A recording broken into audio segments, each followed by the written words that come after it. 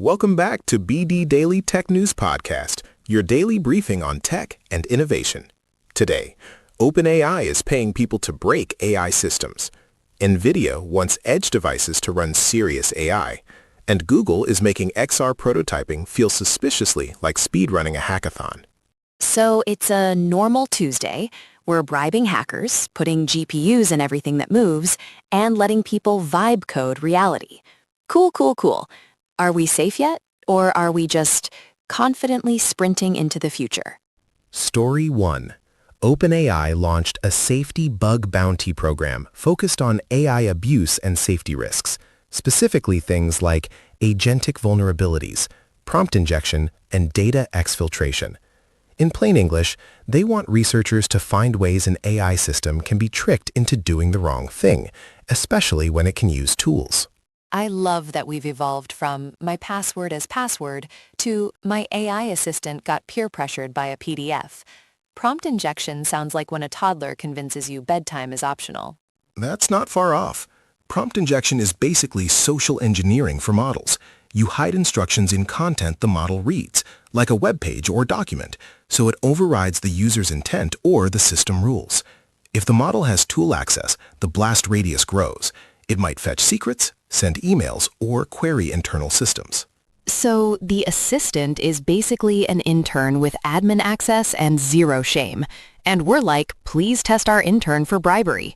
What's the worst case here? My calendar gets leaked or my whole company becomes a self-service buffet? Worst case is closer to the buffet.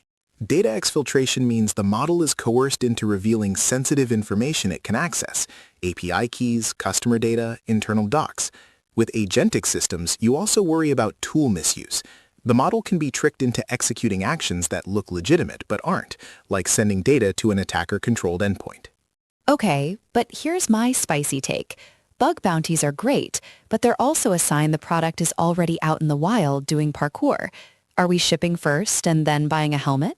I disagree, slightly.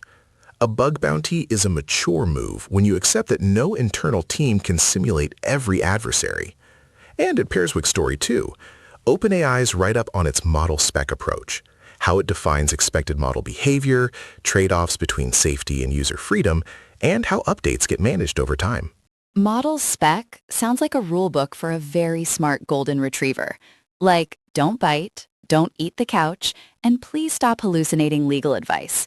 But does a rule book actually stop an AI from getting manipulated by a sneaky web page? Rules don't stop attacks by themselves, but they clarify what secure behavior means so you can test and enforce it. Think of it like a building code. It doesn't prevent earthquakes, but it tells you what to reinforce, like refusing hidden instructions, separating untrusted content from system directives, and limiting what tools can do by default. Fine, I'll concede that's better than vibes, but I'm still worried companies will read Model Spec like it's a magic spell. Like, we have a spec, therefore we have safety. That's not how reality works. Reality is a hostile API. That's the real takeaway for normal teams. Ask vendors about guardrails in measurable terms. Do they sandbox tools? Do they do allow lists for actions? Can you set data boundaries? Can you log every tool call and replay incidents? If the answer is, trust us, that's not an answer. It's a bedtime story. Speaking of bedtime stories, NVIDIA says IGX Thor will power industrial, medical, and robotics edge AI. Translation: your factory camera, hospital device, or robot dog gets a brain upgrade. Love that for them. Terrified for my privacy. The pitch is straightforward. Run more AI at the edge, on the device, so you get lower latency, better reliability, and sometimes better privacy because you don't need to stream everything to the cloud. In industrial and medical settings, milliseconds and uptime matter, and connectivity isn't guaranteed. Counterpoint: better privacy is the most abused phrase in tech. If the device is smart enough to make decisions locally, it's also smart enough to store spicy data locally. And then someone plugs in a USB stick, and it's game over. Edge AI is like keeping your diary under your mattress instead of in a bank vault. Last story. Google research posted about vibe coding XR, accelerating AI plus XR prototyping with XR blocks and Gemini. The idea is to make building XR interactions more like assembling Lego. Higher level blocks, faster iteration, less boilerplate, so more people can prototype quickly. So we're democratizing XR dev. Great. Also, we're democratizing the ability to ship motion sickness machines at scale. My question, does vibe coding come with vibe testing, or do we just slap it on users like, surprise, your eyes are the QA team? Here's the connective tissue. Tools are getting easier to use, models are getting more agentic, and compute is moving closer to where the data lives. That's powerful, and it means security and governance can't be an afterthought. If you're building with AI agents, treat untrusted content like it's radioactive, and restrict tool permissions like you're giving keys to a rental car.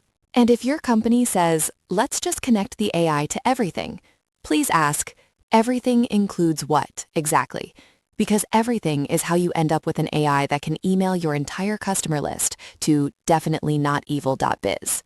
Drop a comment. What's the one tool you would never give an AI agent access to? Your inbox? Your cloud storage? Your payment system? Subscribe for the next briefing on BD Daily Tech News Podcast, your daily briefing on tech and innovation. Mine is my group chat. Not for security reasons, just for dignity. See you next time.